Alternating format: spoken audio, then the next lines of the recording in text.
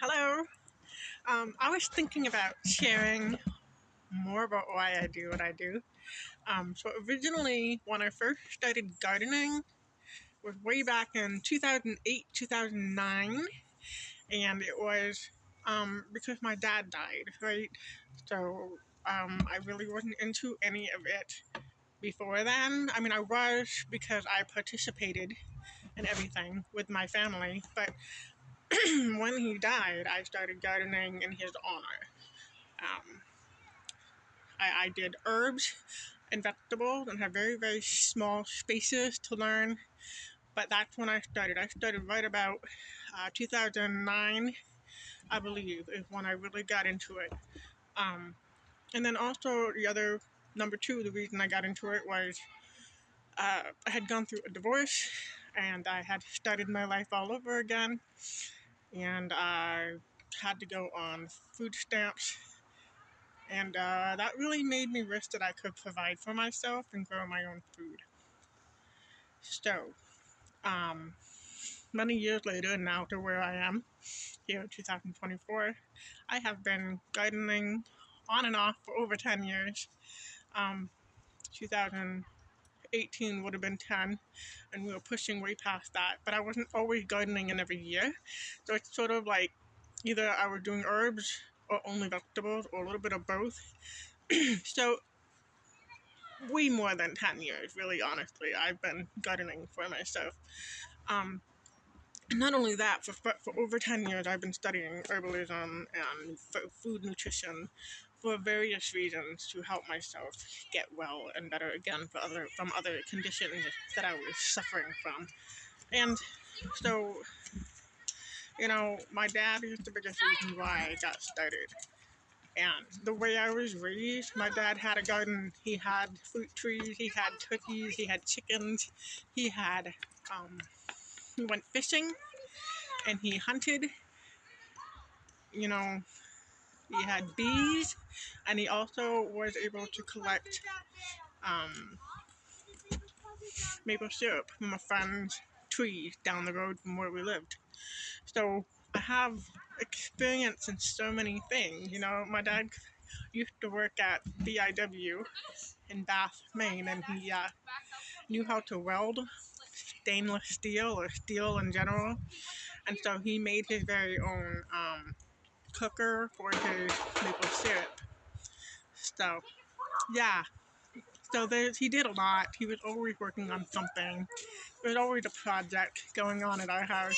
So we canned, we did everything that we did. When we planted the garden, it was a big ordeal. When we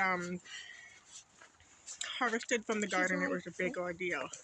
And it was always a big project to work on.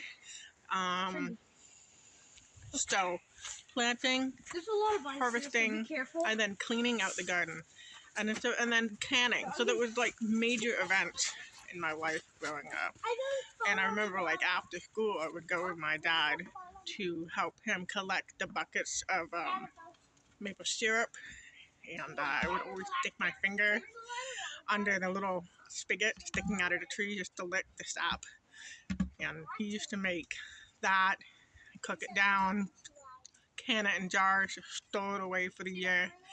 Um, and I remember how he would take them out, and if we'd had it for maybe a year or so, and there would be like the crystallized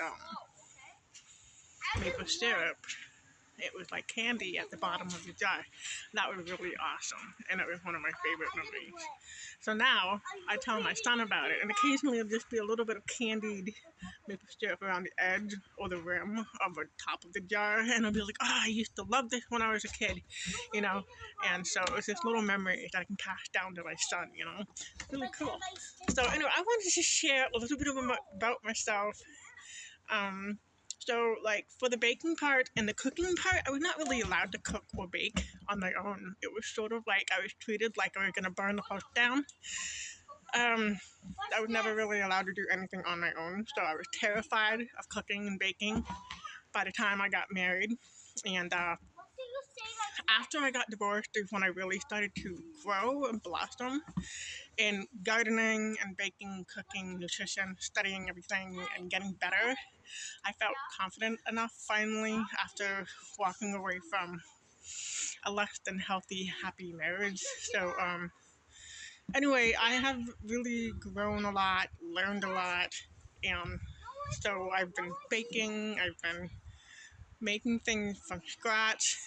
And so, yeah, I got divorced in 2012. So I've been out of that for quite some time too. And so, this is one of the reasons why I share what I share, because I hope it helps people make things cheaper and healthier. I know that gardening and homesteading is not exactly cheap, but if you're buying and trying to learn, you're buying from the grocery store, buying locally, you can learn how to can at home, you can learn how to make medicine at home, you can do foraging on top of gardening. So there's just so much you can do, so much that you can learn in your own little kitchen at home, even if you don't have 5 to 10 acres of land. So, yeah, it all starts in the kitchen. I mean, yes, you need land, you need garden, you need animals, but if you don't have that, it starts in your kitchen. And so that's why I teach what I teach. So, thank you for watching. Have a great day. Bye.